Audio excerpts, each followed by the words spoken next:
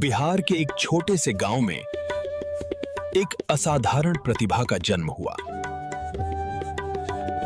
बचपन से ही गणित के प्रति उनका प्रेम गहराता गया। नेत्रहाट विद्यालय के हरे भरे परिसर में उनकी प्रतिभा और निखरी। पटना साइंस कॉलेज में उनकी विलक्षणता ने सबको चकित कर दिया। प्रिंसिपल नागेंद्र नाथ ने उनकी प्रतिभा को पहचाना और नियमों को तोड़ दिया। उन्होंने सीधे अंतिम वर्ष की परीक्षा दी और इतिहास रच दिया।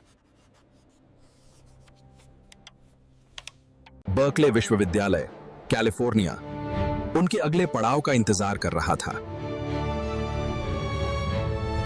है प्रोफेसर जॉन एल कैली ने उनकी असाधारण गणितीय क्षमता को तुरंत भांप लिया। 1969 में उन्होंने अपनी पीएचडी पूरी की। गणित की दुनिया में एक नया अध्याय लिखा। किंवदंती है कि नासा के कंप्यूटर ठप होने पर उनकी प्रतिभा ने रास्ता दिखाया। उन्हें जीनियस ऑफ जीनियस का दर्जा मिला। उनकी बौद्धिक क्षमता अद्वितीय थी। उन्होंने आइंस्टीन के सिद्धांतों को चुनौती दी, एक नई सोच प्रस्तुत की। 1971 में वे भारत लौटे अपने देश की सेवा करने के लिए। आईआईटी कानपुर में उन्होंने अध्यापन कार्य शुरू किया, ज्ञान की मशाल जलाई। टीआईएफआर और आईएसआई जैसे संस्थानों में भी उन्होंने अपनी छाप छोड़ी। लेकिन धीरे धीरे उनके व्यवहार में बदलाव आने लगा। एक अनकहा संघर्ष शुरू हुआ। सिजोफ्रेनिया ने उनके जीवन पर गहरा असर डालना शुरू कर दिया। 1973 में उनका विवाह हुआ, लेकिन बीमारी ने रिश्ते को तोड़ दिया। परिवार ने दवाओं को बंद कर दिया। अज्ञानता ने स्थिति को और बिगाड़ दिया। कांके के मानसिक अस्पताल में उन्होंने वर्षों बिताए, एक कठिन दौर।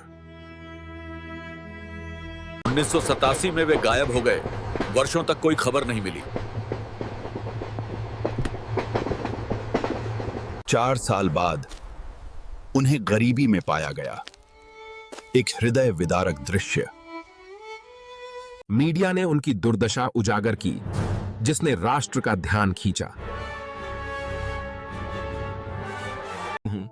निमहंस और आईएचबीएएस में उन्हें उपचार मिला। एक नई उम्मीद जगी। 2009 में वे घर लौटे, शांत और स्थिर, एक लंबा सफर तय करके। बीएनएमयू मधेपुरा में उन्होंने वापसी की। गणित के प्रति उनका प्रेम अमर रहा। कभी कभी उनकी आंखों में चमक आती थी जब वे समीकरणों को हल करते थे।